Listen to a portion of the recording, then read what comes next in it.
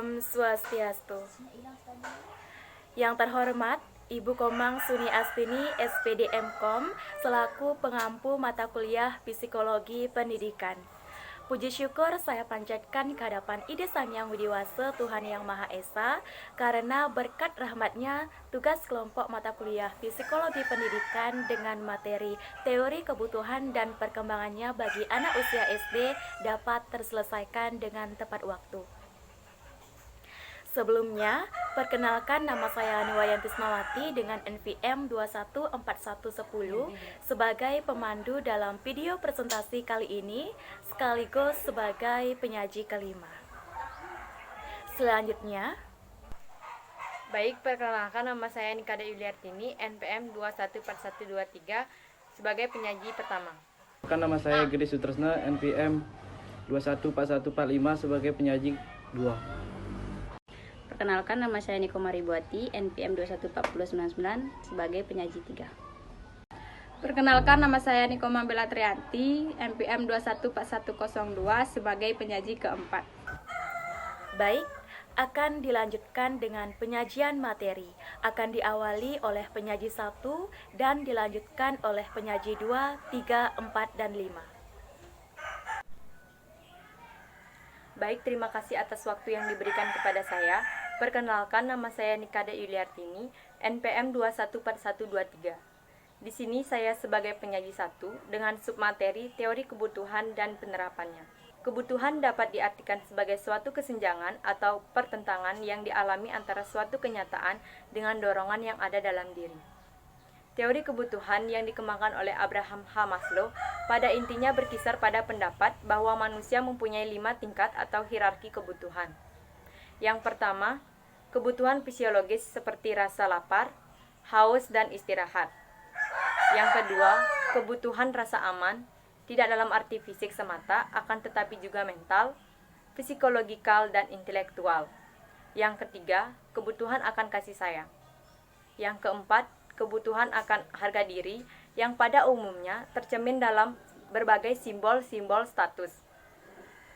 Yang terakhir atau yang kelima, aktualisasi diri dalam arti tersedianya kesempatan bagi seseorang untuk mengembangkan potensi yang terdapat dalam dirinya, sehingga berubah menjadi kemampuan nyata. Dikatakan juga bahwa manusia digerakkan oleh 2 sistem kebutuhan, yaitu kebutuhan dasar dan kebutuhan yang lebih tinggi atau metanid. Kebutuhan dasar atau kebutuhan fisiologis seperti rasa aman, cinta, dan penghargaan. Sedangkan kebutuhan yang lebih tinggi atau metanid dianggap sebagai kebutuhan untuk berkembang karena kegiatannya berhubungan dengan kebutuhan yang berkaitan dengan kekurangan tetapi diperlukan untuk berkembang. Kebutuhan aktualisasi diri merupakan kebutuhan yang terpenting untuk memahami perkembangan anak dan perkembangan kepribadian seseorang. Di mana jika manusia mengarah kepada kebutuhan ini, maka manusia menggunakan sepenuhnya bakat, kapasitas, dan potensinya. Menurut Maslow, kebutuhan ini ditandai dengan tidak adanya kepribadian yang menyimpang. Aktualisasi diri sebagai proses dapat mengarahkan suatu pertumbuhan atau perkembangan anak-anak diarahkan melalui kebutuhan untuk menjadikan dirinya atau mengaktualisasikan dirinya, dan proses dari aktualisasi adalah positif dan tertuju pada dirinya. Berikut ini ringkasan tentang beberapa kemungkinan yang bisa dilakukan di sekolah dalam mengaplikasikan teori kebutuhan Maslow. Yang pertama, pemenuhan kebutuhan fisiologis seperti menyediakan program makan siang yang murah atau bahkan gratis. Kedua, menyediakan ruangan kelas dengan kapasitas yang memadai dan temperatur yang tepat. Ketiga, menyediakan kamar mandi atau toilet dalam jumlah yang seimbang. Keempat, menyediakan ruangan dan lahan untuk istirahat bagi siswa yang representatif. Yang kedua, ada pemenuhan kebutuhan rasa aman, seperti sikap guru, menyenangkan, mampu menunjukkan penerimaan terhadap siswanya, dan tidak menunjukkan ancaman atau bersifat menghakimi. Kedua, adanya ekspektasi yang konsisten. Ketiga, mengendalikan perilaku siswa di kelas atau sekolah dengan menerapkan sistem pendisiplinan siswa secara adil. lebih banyak memberikan penguatan perilaku melalui pujian atau ganjaran atas segala perilaku positif siswa daripada pemberian hukuman atas perilaku negatif siswa. Yang ketiga, pemenuhan kebutuhan kasih sayang atau penerimaan. Ada dua, yaitu hubungan guru dengan siswa dan hubungan siswa dengan siswa. Yang pertama, hubungan guru dengan siswa. Guru dapat menampilkan ciri-ciri kepribadian empatik, peduli, dan interest terhadap siswa, sabar, adil, terbuka, serta dapat menjadi pendengar yang baik. Guru dapat menerapkan pembelajaran individual dan dapat memahami siswanya, kebutuhan potensi, minat, karakteristik, kepribadian, dan latar belakangnya. Guru lebih banyak memberikan komentar dan umpan balik yang positif daripada yang negatif. Guru dapat menghargai dan menghormati setiap pemikiran, pendapat, dan keputusan setiap siswanya. Guru dapat menjadi penolong yang bisa diandalkan dan memberikan kepercayaan terhadap siswanya. Yang kedua, hubungan siswa dengan siswa. Sekolah mengembangkan situasi yang memungkinkan terciptanya kerjasama mutualistik dan saling percaya di antara siswa. Sekolah dapat menyelenggarakan class meeting melalui berbagai forum, seperti olahraga atau kesenian. Sekolah mengembangkan diskusi yang tidak hanya untuk kepentingan pembelajaran. Sekolah juga mengembangkan tutor sebaya. Sekolah juga mengembangkan bentuk-bentuk ekstrakurikuler yang beragam. Baik, terima kasih. Selanjutnya akan dilanjutkan oleh penyaji kedua. Baik, saya Gede Sutresna, NPM 21445. Di sini saya akan melanjutkan materi dari penyaji pertama. D. Pemenuhan kebutuhan harga diri. 1. Mengembangkan harga diri siswa. Mengembangkan pengetahuan baru berdasarkan latar pengetahuan yang dimiliki siswanya. Mengembangkan sistem pembelajaran yang sesuai dengan kebutuhan siswa. Memfokuskan pada kekuatan dan aset yang dimiliki setiap siswa. Mengembangkan strategi pembelajaran yang bervariasi, selalu siap memberikan bantuan apabila para siswa mengalami kesulitan.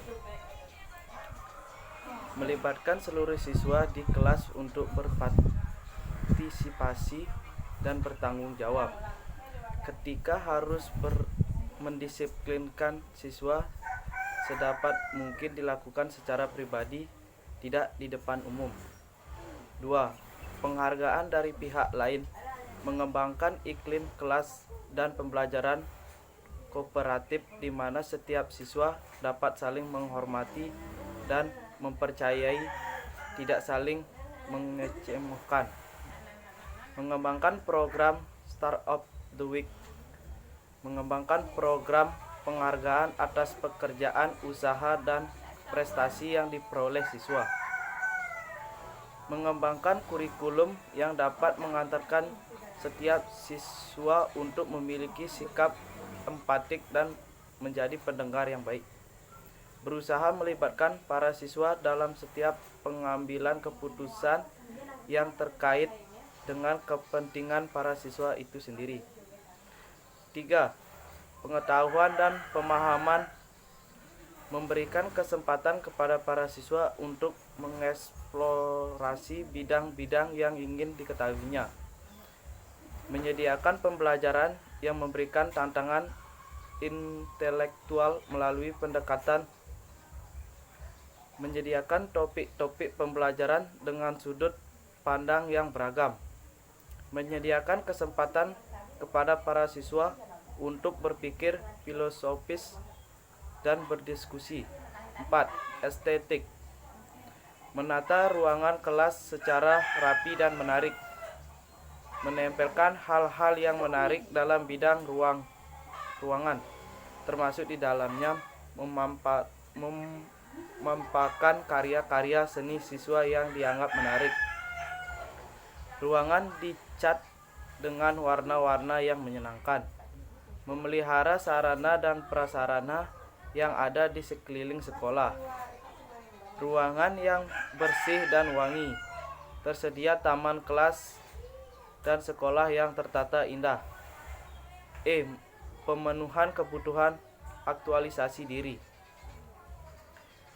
memberikan kesempatan kepada para siswa untuk melakukan yang terbaiknya, memberikan kebebasan kepada siswa untuk menggali dan menjelajah kemampuan dan potensi yang dimilikinya, menciptakan pembelajaran yang bermakna dikaitkan dengan kehidupan nyata, perencanaan dan proses pembelajaran yang melibatkan aktivitas metakognitif siswa, melibatkan siswa dalam proyek atau kegiatan. Demikian presentasi dari saya, akan dilanjutkan kepada penyaji ketiga.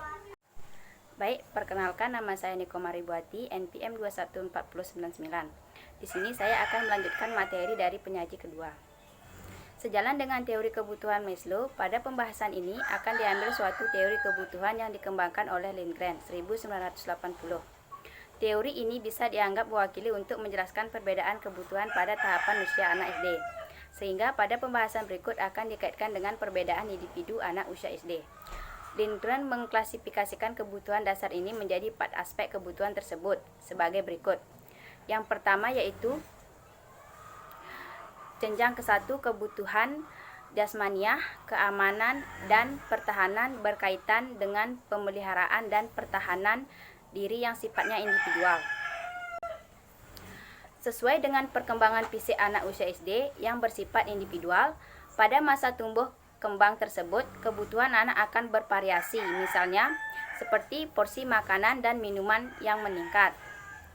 Pada masa usia anak SD, anak juga sudah mulai merasakan adanya kebutuhan untuk melindungi diri dari bahaya, baik secara fisik maupun psikis, dari orang lain. Contohnya, anak sudah mulai dapat berkelit dengan mengemukakan berbagai alasan apabila guru menanyakan suatu hal yang dikerjakan secara salah oleh siswa karena takut dimarahi. Kebutuhan rasa aman pada siswa akan terpenuhi apabila guru dapat menghadirkan suasana kelas yang tenang dan damai. Berpihaknya seorang guru kepada siswa-siswi tertentu juga dapat mengakibatkan timbulnya rasa tidak aman pada siswa, sehingga guru hendaknya dapat bersikap adil dan netral. Sehubungan dengan pemenuhan beberapa kebutuhan melalui disiplin, Hurlock 1978 mengemukakan bahwa disiplin berguna bagi anak untuk memberikan rasa aman kepada anak, dengan memberitahukan kepada mereka secara tegas apa yang boleh dilakukan dan tidak boleh dilakukan. Dapat membantu anak untuk menghindari rasa bersalah atas malu karena telah berbuat salah. 2. Jenjang kedua, kebutuhan ini berkaitan erat dengan kebutuhan untuk memiliki, bisa berupa kebutuhan untuk diperhatikan, diterima, dan diakui oleh teman. Pada tahap perkembangan sosial anak usia SD, terutama yang duduk di kelas tinggi, sudah ingin memiliki teman-teman yang tetap. Tidak hanya rasa kasih sayang kepada teman saja, tetapi juga sudah ada kebutuhan untuk memberikan rasa terhadap suatu benda. Misalnya, anak usia SD sudah sadar akan memiliki sesuatu yang merupakan kesenangannya, bisa berupa perangko, komik, kartu, dan sebagainya, dan koleksi tersebut dirawat dengan hati-hati serta rasa sayang. Pada anak-anak yang duduk di kelas tinggi seperti kelas 4, 5, atau 6 yang memasuki masa bersosialisasi dan meninggalkan kelakuannya, dapat menerima suatu otoritas orang lain dan guru sebagai sesuatu yang wajar. Sehingga di sini guru harus bertindak bijaksana dan profesional dalam memutuskan suatu tindakan. Demikian presentasi dari saya, akan dilanjutkan kepada penyaji keempat. Baik, saya Nikoma Bella Trianti, NPM 214102. Di sini saya sebagai penyaji keempat akan melanjutkan presentasi dari penyaji ketiga. Jenjang ketiga, kebutuhan yang terkait dengan mencari teman atau pegangan pada orang lain. Pada masa usia di kelas rendah di SD, anak-anak sudah mulai meninggalkan dirinya sebagai pusat perhatian. Namun demikian, anak-anak di kelas SD masih suka memuji diri sendiri dan membanding-banding dirinya dengan teman, sehingga kebutuhan untuk memiliki dan dimiliki masih dominan. Artinya, segala sesuatu baik teman-teman di sekolah maupun guru dipandang sebagai punya dirinya sendiri. Sehingga kadang-kadang anak usia ini suka meremehkan atau mengacuhkan pendapat teman atau guru. Sedangkan kebutuhan untuk dimiliki adalah berhubungan dengan mulainya masa pembentuk geng atau kelompok bermain. Anak-anak ini akan cenderung mengikuti aturan dari kelompok bermainnya dan juga menggantungkan dirinya kepada kelompok tersebut. Kebutuhan untuk memiliki ini tidak terbatas pada pemilikan teman saja, tetapi juga pada benda-benda miliknya dan milik teman sekelompoknya. Dia akan menjaga dengan sepenuh hati benda-benda yang menjadi kebanggaannya atau teman gengnya. Namun demikian, pada masa ini, anak masih menggantungkan dirinya kepada orang yang dirasa mempunyai keunggulan atau kekuatan atau tergantung pada pemegang otoritas yang disenangi seperti guru di kelas. Yang keempat, jenjang kebutuhan yang terkait dengan pengembangan diri yang lebih rumit dan bersifat sosial. Kebutuhan ini relatif lebih abstrak dan kompleks dan merupakan kebutuhan tingkat tinggi yang pada dasarnya merupakan perkembangan dari kebutuhan-kebutuhan sebelumnya. Kebutuhan ini terasa mulai dominan pada anak-anak usia kelas tinggi di SD. Pada usia tersebut, anak-anak mulai ingin merealisasikan potensi-potensi yang dimilikinya sehingga anak berusaha memenuhi kebutuhan tersebut dengan sikap persaingan atau berusaha mewujudkan keinginannya yang biasanya terdengar sangat tinggi dan muluk seperti ingin jadi juara tinju, pembalap formula, astronot, dan sebagainya. Demikian presentasi dari saya, selanjutnya akan dilanjutkan oleh penyaji kelima. Saya, Niwayanti Snawati, sebagai penyaji kelima dengan submateri motivasi intensif. Motivasi merupakan suatu kecenderungan dalam diri seseorang untuk bertindak mencapai suatu tujuan konkret guna memuaskan kebutuhan-kebutuhannya. Yang dimaksud dengan tujuan konkret adalah tujuan yang benar-benar terencana sekaligus memberikan hasil nyata. Pada awalnya, motivasi intensif lebih menunjukkan mengenai pentingnya faktor penguat dalam belajar atau kebiasaan dan potensi reaksi yang efektif. Namun, sesuai dengan perkembangan teorinya, motivasi intensif lebih merupakan kinerja daripada variabel belajar. De Cecco dan Crawford tahun 1974 mengajukan 4 peranan guru untuk memberikan dan meningkatkan motivasi siswa. Yang pertama, membangkitkan semangat siswa. Dalam kegiatan pembelajaran, guru harus selalu peka terhadap perubahan kebutuhan siswa. Oleh karena itu, guru bisa menggunakan berbagai pendekatan pembelajaran agar siswa tidak menjadi bosan. Penting diperhatikan bila mengajak dan menjaga agar siswa tetap belajar adalah tugas guru dalam rangka menjaga semangat belajar. Siswa dapat diajak bersama-sama memikirkan dan melakukan proses pembelajaran yang telah direncanakan oleh guru. Oleh karena itu, penting pula bagi guru untuk mengetahui keadaan awal para siswa. Yang kedua, memberikan harapan yang realistis.